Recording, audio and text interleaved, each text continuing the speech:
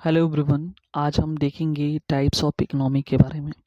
जैसे कि हम अपने प्रीवियस वीडियो में जो है इकोनॉमिक्स क्या है और क्या सिलेबस है जो आर के एग्ज़ाम में हमको पढ़ना है, और उसके जो बेसिक बातें थी, इंट्रोडक्शन था, उसको हमने डिस्कस किया था। तो सबसे पहले हम यहाँ पे हम बात कर लेते हैं। देखो, जो टाइप्स ऑफ इकोनॉमी है ना, तो उसमें हम ऑलरेडी थोड़ा सा बात किए थे कि ये इसको जो है पहला नंबर जो है अंतर्राष्ट्रीय जो व्यापार के आधार पर इसको डिवाइड किया था। तो इसके हमको पता है कि देखो, दो टाइप्स में इसके on the basis of their international trade के हिसाब से जो है बांटा गया।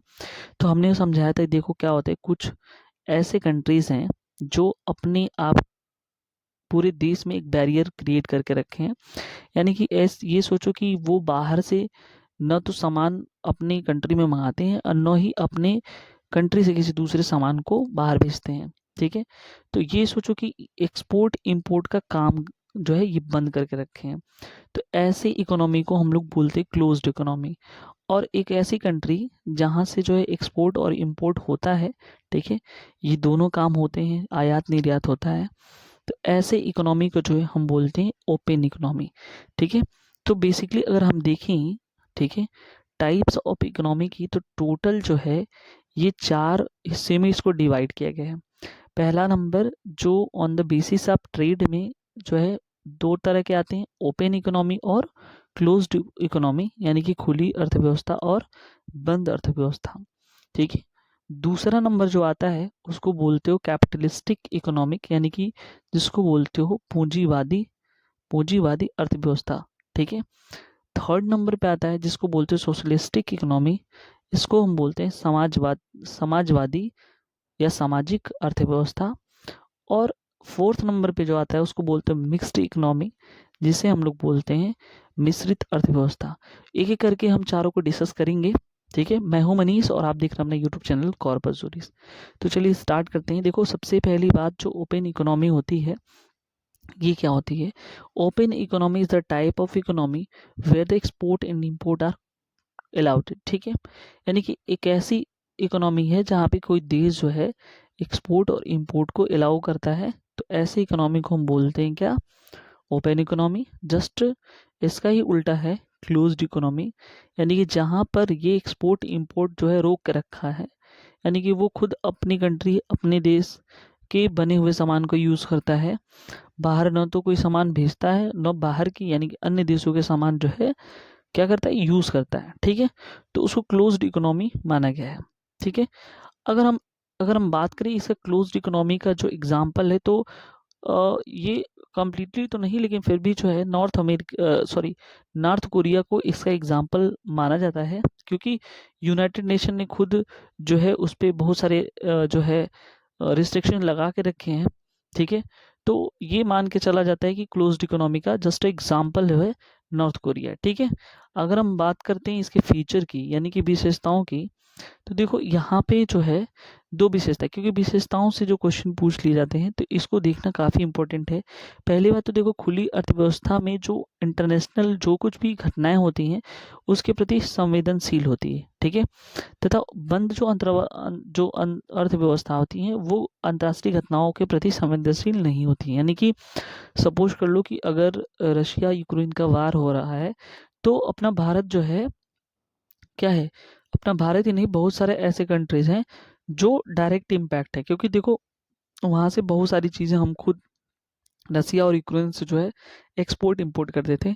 तो कहीं न कहीं जो है हमारी खुद की जो इकोनॉमिक्स है वो इम्बैलेंस हुई है। ठीक है, तो ये याद रखना कि वहाँ से जो है अगर कभी भी कोई भी खुली अर्थव्यवस्था है तो बाहरी जो कुछ भी घटनाएं होती हैं उसके प्रति जो है संवेदनशील होती है। लेकिन जो क्लोज्ड इकोनॉमिक होती है, ठीक है, इकोनॉमिक्स होती है, वो किसी से कोई इम्पैक्ट क्या हो रहा है बाहरी घटनाओं से कोई मतलब नहीं रहता। ठीक है, तो एक पहला फीचर ये है।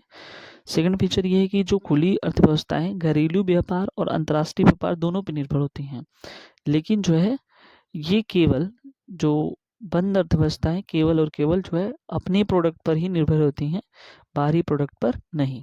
ठीक है, अब देखो यहाँ पे जो है हमने ऑलरेडी बता दिया कि जो इकोनॉमिक्स होता है वो सीमित संसाधन को जो है अपनी असीमित इच्छाओं को मैनेज करना ही एक तरह का जो है क्या है, इकोनॉमिक्स कहलाता है।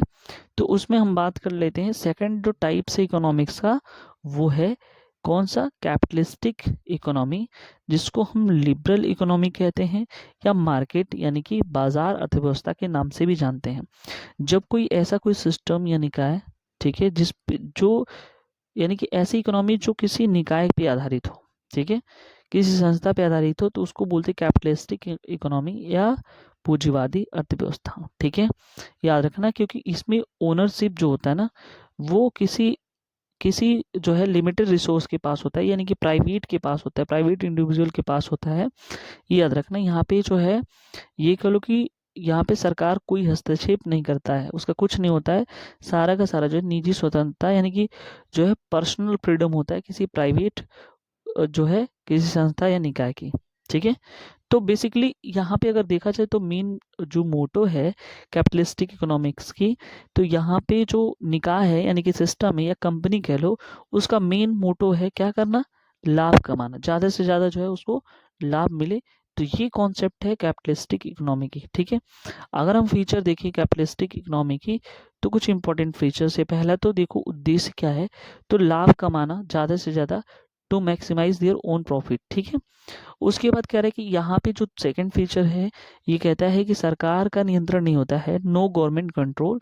ठीक है, तो एक याद रखना, इसके नियंत्रण के लिए एक लैटिन जो फ्रेंच नेम है लेसेस फेयर का टर्म इस्तेमाल किया जाता है, ये भी याद रखना। ठीक है, प्राइवेट सेक्टर सॉवरेंटी है। अब सोचो कि कोई प्राइवेट सेक्टर है, तो वहाँ पे जो उसके हाथ में पूरा निजी प्रभुत्व होगा, वहाँ पे सरकार का कोई इम्पैक्ट नहीं होगा। ठीक है, उसके बाद जो कंज्यूमर है वहाँ पे किंग होगा।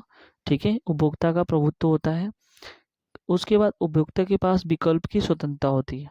ठीक है, जो कंज्यूमर है, ऐसे केसेस में क्या होता है, सब सोचो कि मान लो कि हम कोई सामान खरीदने जाते हैं, तो मेरा खुद सॉवरेंटी है, हम चाहे तो सामान लें चाहे ना लें, या मार्केट में और भी जो जो निकाय हैं, और भी जो सोचो कि दुकानें हैं, वहाँ पे हम जा सकते हैं, उन चीज़ों को देख सकते हैं। ठीक है, तो मेरे पास जो एक चॉइस होती है कोई सामान लेने की, तो जो कंज्यूमर्स होता है उसके पास जो है फ्रीडम है, मोर चॉइस है कि वो एक सामान कहीं और से बहुत सारे जगहों से देख के ले सकता है। ठीक है, इसमें क्या होता है, हायर एंड फायर पॉलिसी होती है, रखो या निकालो की नीति होती है। ठीक है, अब देखो यहाँ पे जब कंपटीशन ज़्यादा होंगे, बहुत सारी कंपनीज होंगी, तो वहाँ पे जो है अलग अलग इनोवेशन होगा। तो याद रखना, जो प्राइवेट सेक्टर होते हैं उनमें जो इनोवेशन भी अधिक होते हैं। ठीक है, अधिक कार्य अधिक इनाम होता है, जो ज़्यादा कार्य करेगा फिर उसमें इनाम भी अधिक होगा। अमीर और गरीब के मध्य अधिक फासला होता है। ठीक है, संसाधनों का शोषण अधिक होता है। ये सारी चीज़ जो है कैपिटलिस्टिक इकोनॉमी के कुछ फीचर हैं। अगर हम बात करें इसकी कुछ कमियां की, ठीक है, what was the demerit in case of capitalistic economy, तो यहाँ पे पहली बात तो ये है कि अल्प समय के लिए एकाधिकार। ठीक है, ये याद रखना। तो ये कह रहे हैं कि यहाँ पे जो है इसमें अल्प समय के यानी शॉर्ट टाइम मोनोपोली जो है यहाँ पे है फॉर्म का। जैसे एग्जांपल ले लो फेसबुक का। ठीक है, उसके बाद बहुत सारे एग्जांपल हैं, तो ये सब देखने के लिए मिलता है। जो अगर हम बात करें कि फादर, ये इंपॉर्टेंट है, फादर ऑफ कैपिटलिस्टिक इकोनॉमी की, तो एडम स्मिथ को जो है माना जाता है। कार्ल मार्क्स की एक बुक थी दास कैपिटल। ठीक है, तो वहां से अब यानी कि अब यहाँ से थर्ड जो है, थर्ड जो टाइप्स ऑफ इकोनॉमी है, जैसे सोशलिस्टिक इकोनॉमिक्स यानी कि सामाजिक अर्थव्यवस्था जिसको कहते हैं, वहां से इसकी शुरुआत होती है। तो सबसे पहले क्या हुआ, कार्ल मार्क्स की एक बुक थी जिसका नाम था दास कैपिटल, तो उसमें इन्होंने समाजवाद को, सोशलिज्म को बताया था। उन्होंने कहा कि जो गवर्नमेंट होती है should take all decision ultimately, यानी कि भाई कोई भी अगर देखो सोसाइटी में वेलफेयर की, कल्याण की बात हो, तो कह रहे हैं कि जो गवर्नमेंट है वो सर्वोपरि होना चाहिए, टू टेक ऑल डिसीजंस। ठीक है, अल्टीमेटली सारा का सारा सत्ता उसके पास होना चाहिए। ये मेन जो है समाजवादी का एक कॉन्सेप्ट है। ठीक है, तो यहाँ पे ये निकल के आया कि सोशलिस्टिक इकोनॉमी समाजवादी अर्थव्यवस्था का जो है एक ऐसी अर्थव्यवस्था है जहाँ पे प्रत्येक निर्णय सरकार के द्वारा लिया जाए, और वो निर्णय जो है अंतिम हो, और जो कि उद्देश्य उसका का हो, समाज कल्याण के लिए हो। ठीक है, तो सोशलिस्टिक इकोनॉमी का एक बेसिक पॉइंट ये था।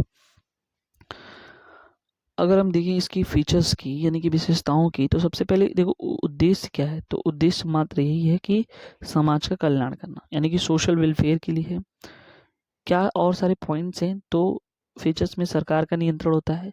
इसमें जो मेन सॉवरेंटी है ना, मतलब मेन सत्ता जो है किसके पास है, निजी क्षेत्र के नहीं बल्कि जो है इसके खुद के पास है। निजी क्षेत्र और निजी संपत्ति नहीं होगी, वो सरकार की है। उपभोक्ता को कम ध्यान दिया जाता है और उपभोक्ता के पास विकल्पों की स्वतंत्रता कम होगी।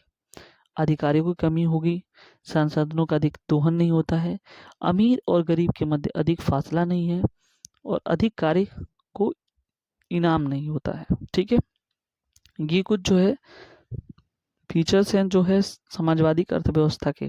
ठीक है, कमियां भी देख लेते हैं। तो यहाँ पे भाई भतीजावाद जिसे नेपोटिज्म कहते हैं, इसमें अधिकतर देखने के लिए मिलता है।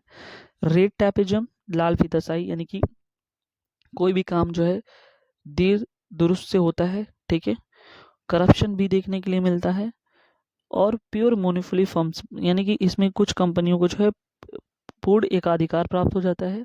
ठीक है, एग्जाम्पल ले लो यूएसएसआर, सोवियत संघ का। ठीक है, अगर हम बात करते हैं यहाँ पे फादर ऑफ सोशलिस्टिक इकोनॉमी की, तो कार्ल मार्क्स को माना जाता है। ठीक है, ठीक, अब आता है हमारा नेक्स्ट, यानी कि फोर्थ जो इकोनॉमी है वो है मिक्स्ड इकोनॉमी। ठीक है, तो मिक्स्ड इकोनॉमी में क्या था, कह रहे कि 1929 में, ठीक है, द ग्रेट डिप्रेशन हुआ, यानी कि उस समय जो है वैश्विक महामंदी का दौर चल रहा था। तो वहां पे जो है वहां से माना जाता है कि ये जो है इसकी स्टार्टिंग हुई। ठीक है, किसकी, मिक्स्ड इकोनॉमी की। तो उस समय क्या था कि जेएम कीन्स हुआ करते थे, जिनको फादर ऑफ मिक्स्ड इकोनॉमी माना जाता है, क्योंकि इनका काफ़ी ज़्यादा जो है योगदान इस क्षेत्र में माना जाता है। तो उन्होंने कहा कि देखो ऐसे नहीं चलता है। उन्होंने क्या किया कि पब्लिक सेक्टर को और प्राइवेट सेक्टर को दोनों को मिक्स कर दिया। कि उन्होंने कहा कि देखो इकोनॉमिक्स में दोनों का होना बहुत ज़रूरी है, दोनों जो हारमोनियस तरीके से काम करेंगे। जैसे वह अगर देखें यहाँ पे, तो कहते हैं वह अर्थव्यवस्था जहाँ पर बाजार की स्वतंत्रता के साथ सरकार का भी अस्तित्व जो है नियामक के रूप में हो, तो ऐसी अर्थव्यवस्था को मिश्रित अर्थव्यवस्था कहते हैं। यानी कि दोनों रहेंगे, ठीक है, लेकिन वहाँ पे रेगुलेटरी बॉडी की तरह जो है जो सेक्टर होगा पब्लिक सेक्टर, यानी कि ये सोचो कि जो सरकार होगी, गवर्नमेंट होगा, वो नियामक की तरह काम करेगा। तो यानी कि दोनों को मिला करके होगा। ठीक है, यानी कि वह अर्थव्यवस्था जहाँ पर बाजार की स्वतंत्रता के साथ साथ जो सार्वजनिक क्षेत्र का भी अस्तित्व होता है, पब्लिक सेक्टर को भी देखा जाता है, तो उसको हम लोग बोलते हैं क्या, उसको बोलते हैं मिश्रित अर्थव्यवस्था। इसकी डिमेरिट्स अगर देख लें तो इसमें देखो क्या होता है कि सरकारी और निजी क्षेत्र में शामिल करने में जो असमंजस होता है कि कौन सरकारी और कौन निजी क्षेत्र में किसको शामिल करेंगे। ठीक है, तो इस तरह से हम लोगों ने देखा कि टाइप्स ऑफ इकोनॉमी क्या है। ठीक है, थैंक यू सो मच।